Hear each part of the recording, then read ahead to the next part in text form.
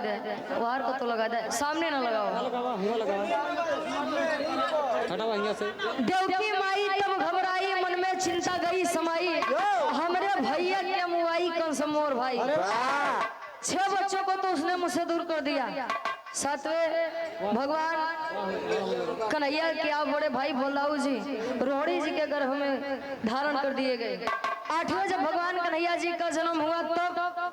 देवकी माई सोचता है कि इस बालक का जिंदा रहना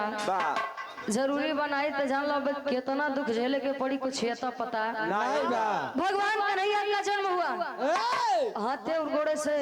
हाथ कड़ी छूट गया, जेल के कोठरी खुल गए, द्वारपाल जितना रहे कुल इतना गहरी नींद में सोई गए कि वासुदेव जी सूपे में लई के कब निकाल गए कुछ पता नहीं चला। रास्ते में पहुंचे यमुना जी नदी में जब प्रवेश किए तो यमुना जी सोचते हैं भगवान कन्हैया हमरे लगे आई बटे, अगर मैंने उनके चरण स्पर्श ना किए तो मेरे जीने का कोई अस्तित्व ही नहीं। अब यहाँ यमुना जी धीरे धीरे बढ़ाते हैं,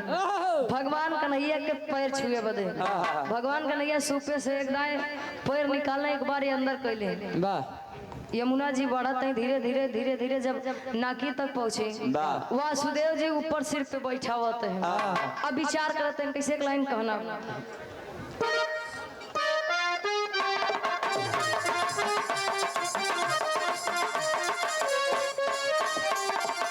और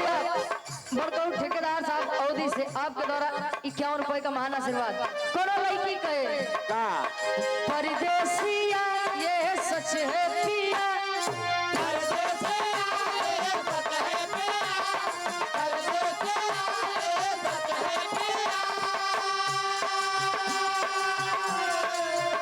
अरे परदेसिया ये सच है पिया, सब कहते हैं तूने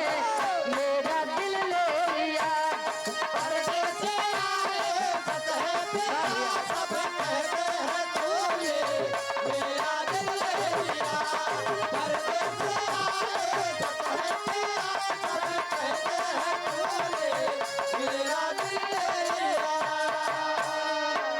मेरा उर्फ छोटन भैया जी, आप प्रधान जी अवधि की पावन धरती से 51 रुपए का महान आशीर्वाद। लेकिन विचार करेंगे वासुदेव अपने बच्चे को बचाने के लिए आज सर पर रखे हैं, शुभ शहीद भगवान कन्हैया का मूड़े पे रखे हैं, शेषनाग जी आज शेषनाग जी के छत्र छाया में सोचते हैं विचार करते हैं बाहर हमारी किस्मत। यमुना जल बढ़ा जियरा गाढ़े पड़ा, यमुना जल बढ़ा जियरा गाढ़े पड़ा, यमुना जल बढ़ा जियरा गाढ़े पड़ा, यमुना जल बढ़ा जियरा गाढ़े पड़ा, पैदा होते बेटवा हमरे मुड़े चढ़ा, यमुना जल बढ़ा जियरा गाढ़े पड़ा, भैया हमरे मुड़े चढ़ा, यमुना जल बढ़ा जियरा गाढ़े पड़ा, पैदा होते बेटवा हमरे मुड़े चढ़ा। जमुना जल बढ़ा जियरा गाढ़े पड़ा, पैदा होते बेटौना हमरे मुड़े चढ़ा। भादो के महीना में रात्रि 12 बजे जवान मूसलाधार बारिश होत रही, इंद्र देवता इतना नीर बरसावत रहे। वासुदेव जी सोचते हैं बारे हमार किस्मत, लड़का हमार पैदा होते मन हमरे कपारे चढ़ गया, अबे पता न का होई। अब जब भगवान कन्हैया की यमुना जी चरण स्पर्श करी तो घट गए। गोकुल नगरी में पहुंचे नंद जी के घर पे, नंद जी के घर पर बच्चे को दुलार करके प्यार करके कन्हैया जी का लिटाई के लई के वापस आवत है आज मथुरा नगरी में। खबर लगी कंस को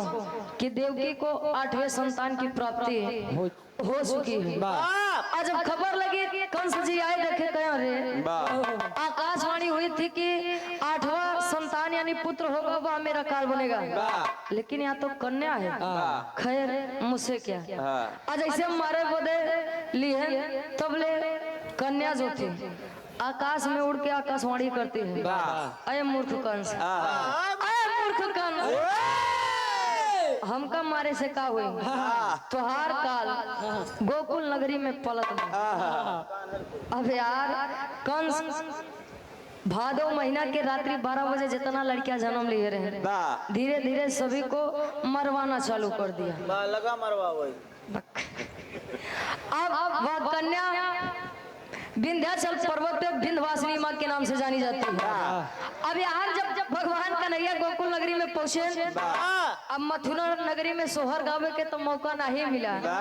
लेकिन गोकुल नगरी में जब पहुंचे तो माई यशोदा अपने लड़के के खुशी में सोहर गवावत थी। कैसे ही सोहर के भैया धर्मेंद्र भैया के फरमाइश रही। अब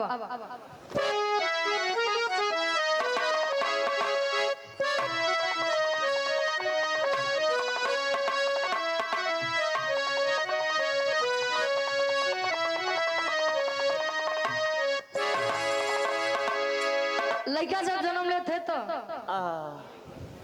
जेका जेका लोग समझते हैं उचित समझते हैं। अब तो विजय भैया ही बड़ा दिक्कत बा, कहीं हमारे घरे ना आई तो हम क्या करें, उनके घरे जाइए। यहाँ काकी दादी हरे आई जाए, चाची काकी लोग आई जाए, मान ला 2-4 की लड़की आई जाए तो काकी दादी हरे का एक अलग गोल रहा था जगरे मुहिम दांत नहीं रहा था गोल। हाँ तोरे की नहीं ए भैया दादी हरे गाँव खिलाई का कलई के कैसे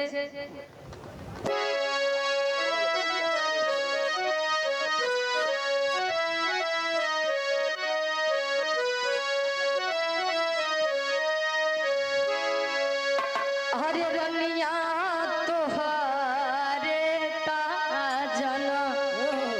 में ललना गजब निकला गई हो।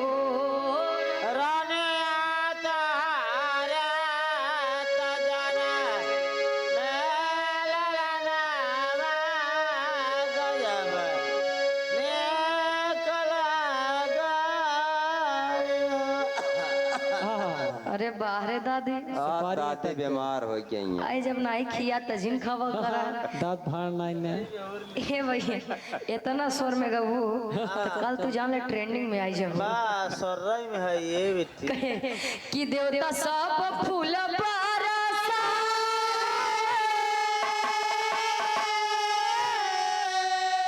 अरे अंगनवा में जाइयो। कई लड़कियां जब पैदा होता तो बिना मौसम सब निकला गया था और सब चीज के समय होते, लेकिन सोहर के कोनो समय नहीं होते। कहे कभी ना बदली के बरस सब नवा जब निकला गई हो बिना बदली के बरस सब नवा जब निकला गई हो बिना बदली के बरस सब नवा जब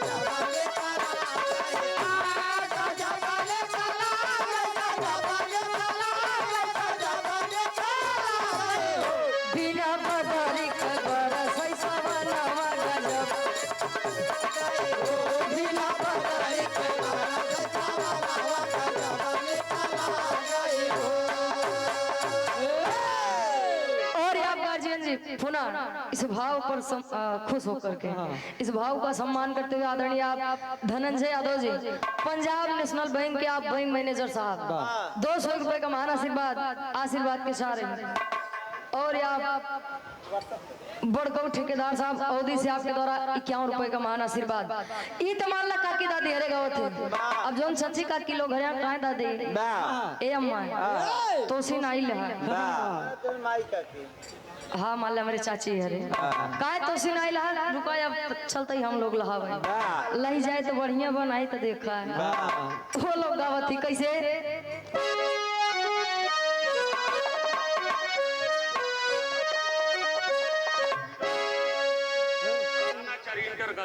आदरणीय परम सम्मानित रजनीकांत चौधरी जी उर्फ पिंटू भैया जी प्रधानाचार्य जी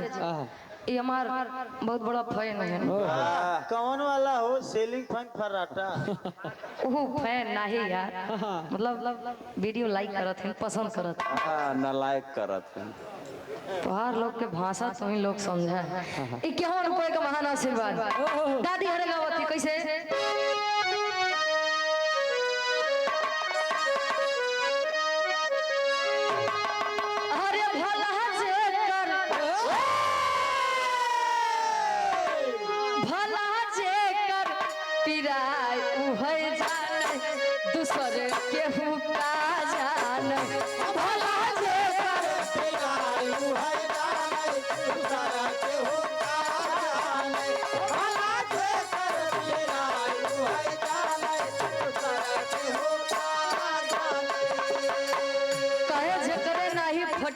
भाई उका जाना पीर पर आई। अब ठीक बा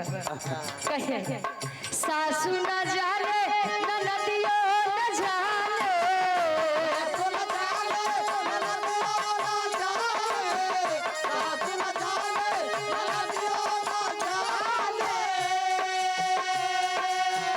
सासू न जाने ननदियो न जाने जकरे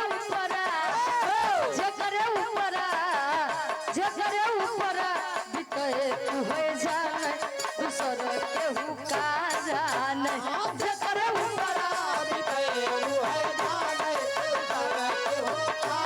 जाने जकरे ऊपरा बिते तू है जाने दूसर केहू का जाने। शरण नारायण राजभर जी आपके द्वारा 51 रुपए का महान आशीर्वाद। सोहर के आखिरी भाव जेठ न जाने जेठानी न जाने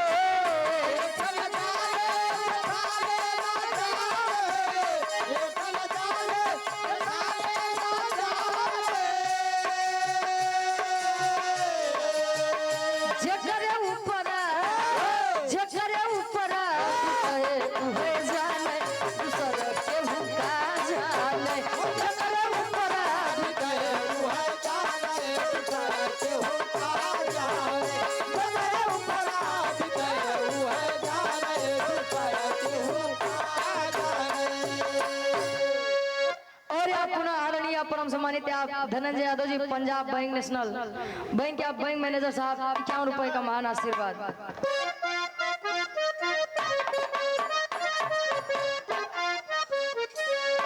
ले लो अरविंद यादव भैया जी दादा हम दापुर से 100 रुपए का महान आशीर्वाद के चाह रहे हैं। ये तो मान ला काकी दादी हरे गावत है मान ला आई गई घरे वाली के वाली मेरे बात तो भाई है ओ लोग गावत थी कैसे 5+1 मतलब हो छक्का। अच्छा और यार धर्म के हमारे बड़े भैया सुधीर यादव जी बड़ा गांव से 100 रुपए का महान आशीर्वाद। गावत ही कैसे अच्छा उनसी लोग से प्यार से पार पाई जावे लेकिन अगर विजय भैया गोस्वाई दे अगर कह दे हम का 11,000 चाहिए आई काने के सोने के झुमका चाहिए तो जहाँ लग बिना ले वो मन ही न अगर न पाए तो स्टेशन तो दिखेबे करी ओ लोग होती कैसे हाँ बस एक बात अरे भूवर भूवर भूवर भूवर बारी रे होरी लवा के रे यार बात नहीं बन किया हुआ बन अच्छा तो गाय हो तो कहाँ से फंस तू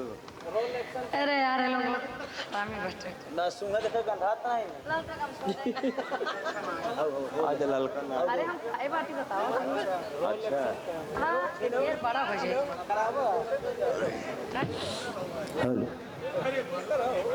ढेर बड़ा हो जाए ठीक बा आए हाय बड़ा चाह उल्टा अरे जा जा उल्टा सीधा का हो ओथम नीक लागे सीधा कलम करते सीधा कलम मोबाइल क्यों मोबाइल ठीक लागे यूट्यूब पर ठीक लागे ओ लोग गावत भाई है ओ लोग बारे बसंती की बहन ए बना ले ए आ तो कम पसंदी बहन लागत है आओ का अच्छा ओ लोग गावत है आई लड़का ने हिमालय विजय भैया वो घरे लड़की बाबा बे ज्यादा दिन के नहीं बा हां 1 साल हो गया नहीं 8 महीना चलो ठीक है विजय भैया भवन के मेहरारू की अरे मतलब उनके मेहरारू थे ठीक ठीक ए भैया वो लोग गाती कैसे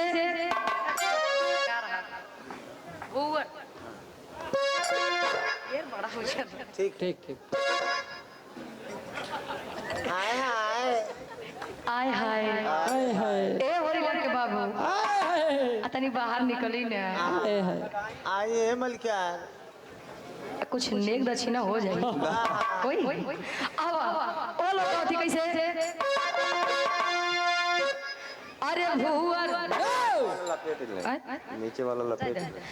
अरे भूवर भूवर भूवर भूवर बार रे होरी लवा के भूवर भूवर बार रे होरी लवा के भूवर भूवर बार रे भूवर भूवर बार रे होरी लवा के भूवर भूवर बार रे होरी लवा के भूवर भूवर बार रे होरी लवा के भूवर भूवर बार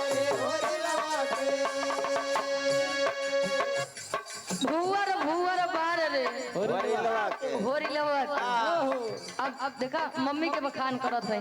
ये हम मक्खन लगाऊ भई है मेहरारू ऐसा तनिक अपन तारीफ सुन लेती तो परेशान हो जाते विजय भैया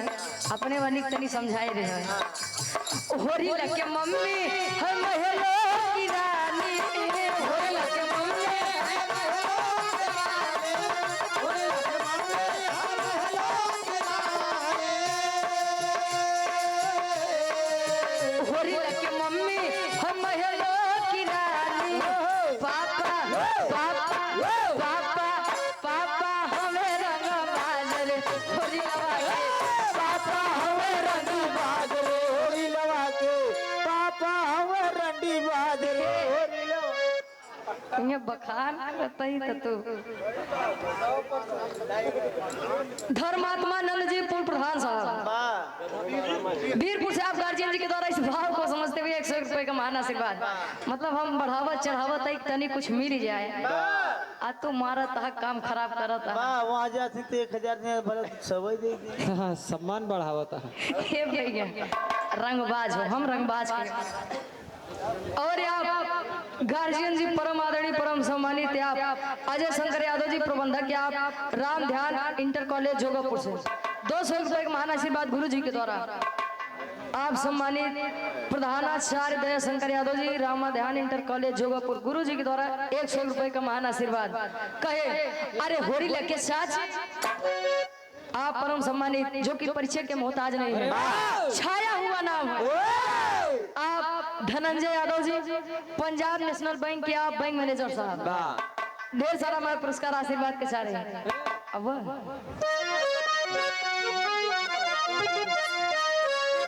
अरे होरी लगे चाची लगाई श्री देवी से उपाधि देती हूँ ए भैया अरे होरी लगे चाची लगाई श्री देवी चाचा चाचा चाचा हमें सुबेदार रे होरी लगा के चाचा हमें सुबेदार रे होरी लगा के चाचा हमें सुबेदार रे होरी लगा चाचा हमें चाचा हमें सुबेदार रे होरी लगा के चाचा हमें सुबेदार रे होरी लगा के चाचा हमें सुबेदार रे होरी लगा के 500 बोल देते अच्छा अरे वाह और आप भोजपुरी संगीत के प्रोपराइटर साहब धर्म के हमारे बड़े भैया आप विजय भैया जी आपकी तरफ से और हमारे भैया हमारे भाभी की तरफ से दे देनो रे वाह जोड़स दे हैं और कहो अच्छा बातें नहीं कहो 200 रुपए का महान आशीर्वाद और यार गुलदस्ता देकर सम्मान की आशीर्वाद के सारे की बच्चे अपनी कलम में कामयाब रहे 16 जनवरी करवाई तो से का प्रोग्राम पूरा बोला ए भैया और आप आदरणीय परम सम्मानित आप मेराज उर्फ छोटन भैया जी आप प्रधान अवधि से आपके द्वारा 51 रुपए का महान आशीर्वाद चाचा है ना अरे ए हो ललना तोहर चितावना कैसे ए हो ललना तोहर चितावना कैसे ए हो ललना तोहर चितावना कैसे चितवन कैसे हो चितवन कैसे हो चितवन कैसे हो चितवन कैसे ए हो ललना तोहर चितवन कैसे ए हो ललना तोहर चितवन कैसे मैनेजर यादव जोगापुर से आप गार्जियन जी के द्वारा 100 रुपए का महान आशीर्वाद ए हो ललन अरे हो ललन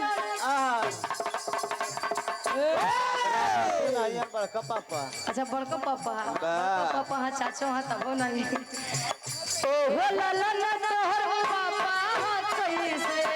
ओ हो ला ला ला तोहर पापा कैसे ओ हो ला ला ला तोहर पापा कैसे पापा कैसे हो पापा कैसे पापा कैसे हो पापा कैसे पापा कैसे हो पापा कैसे गोविंद पाल पगड़ी बांधे रजनवा जैसे पगड़ी बांधे पगड़ी बांधे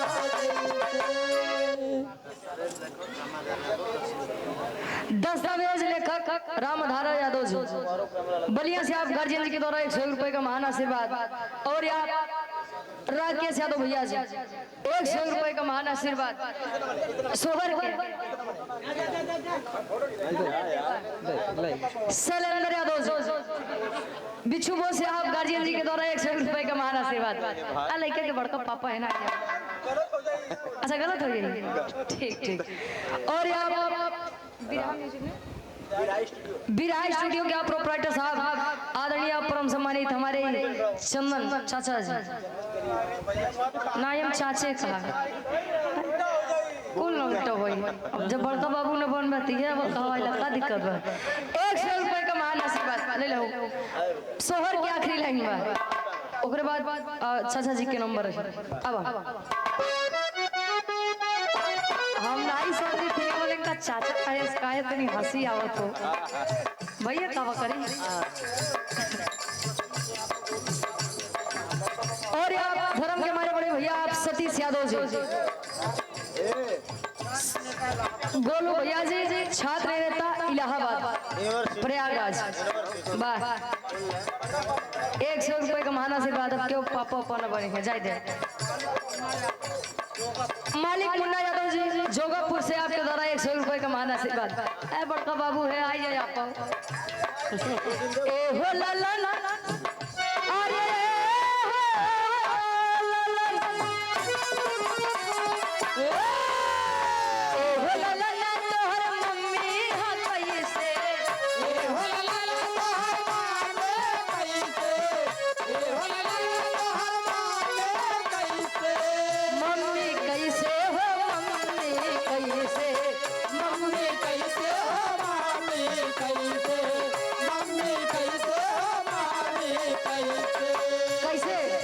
मछिया बैठी रनिया जैसे मछिया बैठी रनिया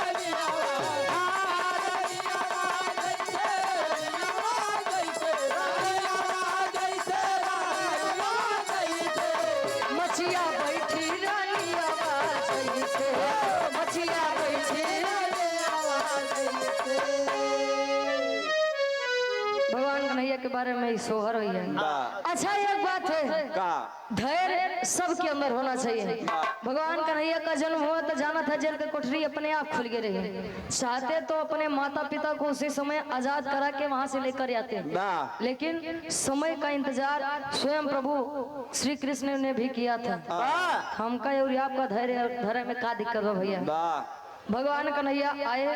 कंस का वध किए और अपने माता और पिता को छुड़वाए लेकिन इतना लीला करे के बाद आखिरी भाव कहे पप्पू यादव के कवितैया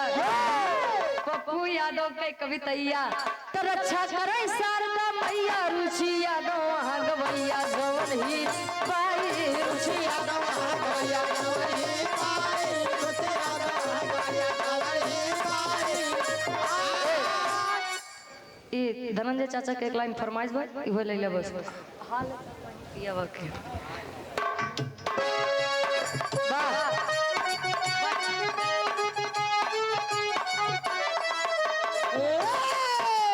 कोनो नहीं ना बेली दुल्हन अपने दुल्हा के रहन सहन बतावे दुल्हा का ड्राइवर मिल के बा बड़ा परेशान बा। रजनीकांत चौधरी प्रधानाचार्य आप आदरणीय परम सम्मानित आप रजनीकांत चौधरी जी प्रधानाचार्य आप गुरु जी के द्वारा 100 रुपए का महान आशीर्वाद दो समझावे बतावे।